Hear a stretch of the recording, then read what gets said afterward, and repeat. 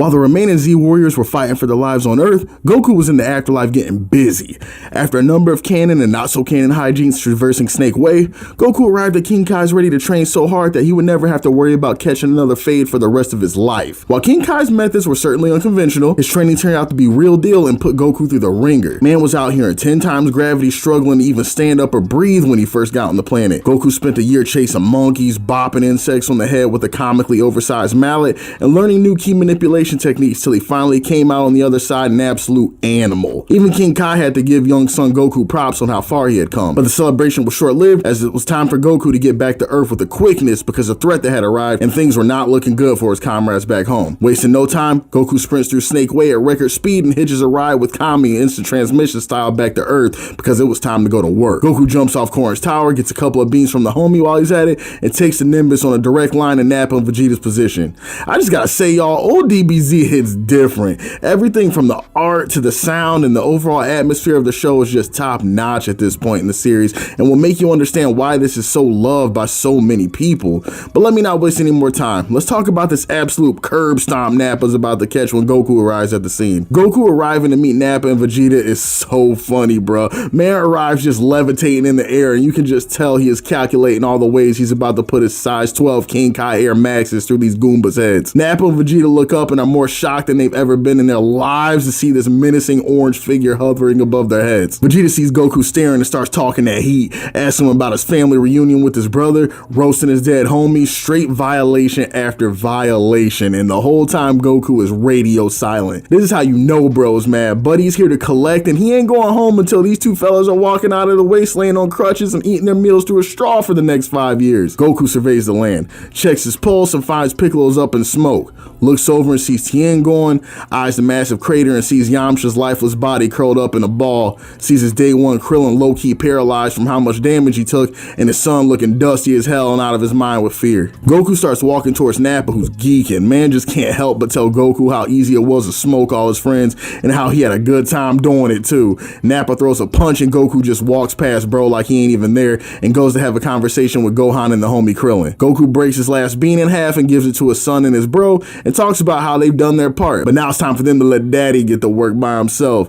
At first, Krillin tells Goku that he's out of his mind and starts telling him how Batista alone washed their entire crew and how he hates to admit it, but Buddy means business. Goku tells Krillin to hold that thought and he begins walking over to the big man. The amount of black Air Force energy Goku was radiating low-key scares Krillin, and he tells Gohan, look, just sit back and let his pops cook. He's never seen bro like this. A man is obviously built different now, so all they can do is let him do his thing. Goku rolls up to Nappa and Vegeta and tells him that the party's over. Out of nowhere, Goku begins key charging and the entire vibe of the scene changes. Nappa's mouth is wide open, just out here catching all manner of flies while he's watching Goku power up. Vegeta tells Nappa that Goku's power level is in the thousands at this point, and bro begins going through the stages of grief, doing his best to deny facts like he didn't just see it with his own eyes. Nappa's feeling extra heated at this point and decides that it's time to throw some hands.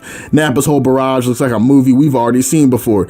Oh shit, here we go again. Except this time, instead of him being the one playing games and dodging all the attacks like he was with Krillin and Piccolo, it's Goku playing games with them, making the man look absolutely silly out here. Nappa's flabbergasted at this point, talking about how, bro, I'm the second strongest Saiyan in the universe. Then Goku chimes in with an absolutely villainous reply, telling Nappa, well, if it's only stronger than him, then he now occupies the position of third strongest right behind him and Vegeta. The whole time, Vegeta's just watching this unfold and is absolutely perplexed. Bro cannot get in his head how an absolute bum like this that couldn't even beat up Raditz is now making Nappa look like an absolute buffoon out here in the span of a year. The math is just not mathing.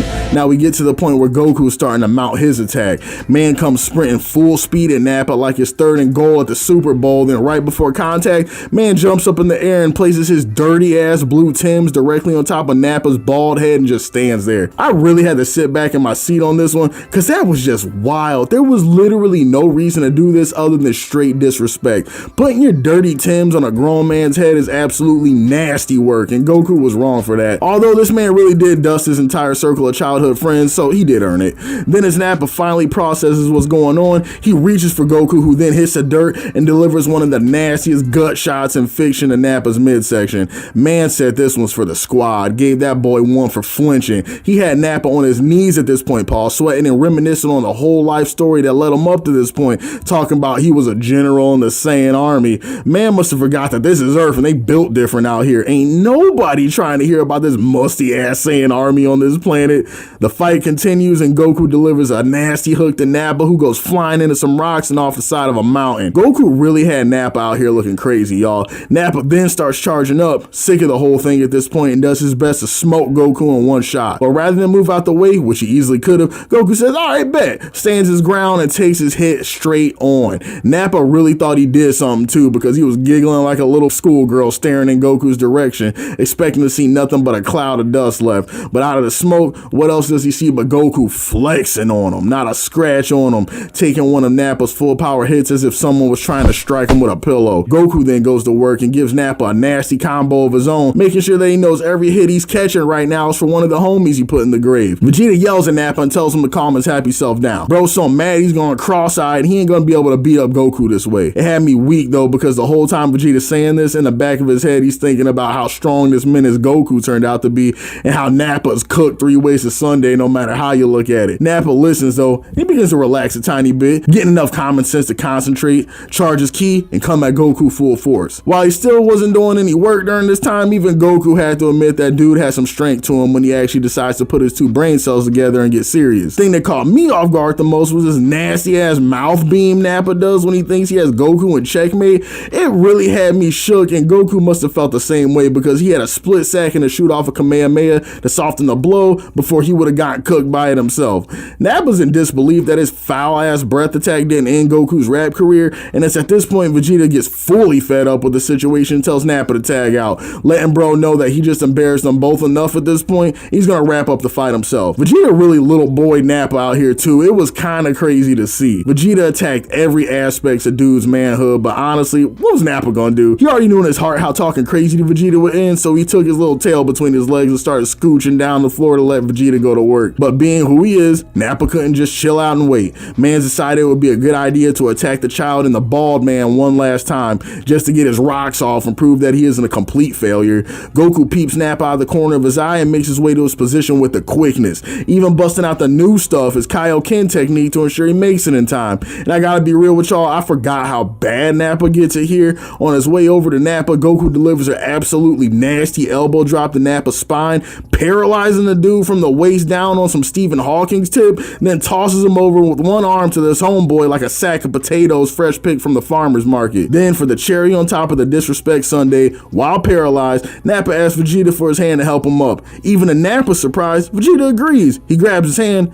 but then he tosses bro 200 feet in the air and sends him first class to HFIL, telling him maybe he'll be less of a disgrace in the afterlife. And what really capped off the devious behavior was Vegeta licking his lips after the kill like he just ate a fine 3-course dinner. Early Vegeta was a madman, y'all. Dude should have been behind bars at this point. He had no business being anywhere near any other living creature. And now with Nappa's cheeks finally being clapped, we begin the legendary first battle between Goku and Vegeta on Earth. The ultimate showdown between the elite warrior destined for greatness and the low-class throwaway damned from birth to be little more than a waste of space. But we'll save that story for another day. I appreciate y'all watching, everyone. This section ends Nappa's reign of terror, and while dude was admittedly a grade A piece of garbage, he made for a strong antagonist and a hell of a start to the overwhelming increase in power and stakes that would come as a hallmark in Z. Can't wait to get to the Goku and Vegeta throwdown with y'all. Thanks again. Talk to you in the next video.